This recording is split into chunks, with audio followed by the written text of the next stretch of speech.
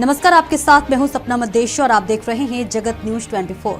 तो आइए शुरुआत करते हैं कुछ खास खबरों से। गुजरात राजकोट उपलेटा हर वर्ष की तरह इस वर्ष भी समस्त ब्रह्म समाज ने शनिवार प्रातः सामूहिक उपकर्म संस्कार का आयोजन किया गया। शनिवार को श्रावण मास की पूर्णिमा का रक्षाबंधन है।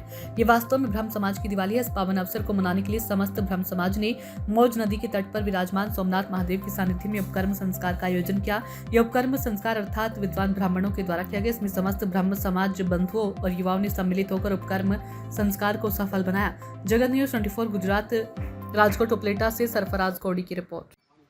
ઉપલેટા સમસ્ત બ્રહ્મ સમાજ દ્વારા ભગવાન સોમનાથ મહાદેવના સાનિધ્યની અંદર મા ભગવતીના ગાયત્રી દેવીના સાનિધ્યની અંદર આજે ઉપલેટા સમસ્ત બ્રહ્મ સમાજ દ્વારા એક સમૂહ યજ્ઞોપવિત ધારણ કરવાનું અને ઉપાકર્મ જે વેદોક્ત રીતે અને પુરાણોક્ત રીતે જે શાસ્ત્રની અંદર બતાવ્યું છે એ જ પ્રમાણે આજના સમસ્ત ઉપલેટાના ભૂદેવો આજે સોમનાથ મહાદેવના પટાંગણની અંદર એકત્રિત થઈ અને વેદોક્ત રીતે સમૂહ જનોઈ બદલાવાનું એક સુંદર મજાનું આયોજન કરેલું છે।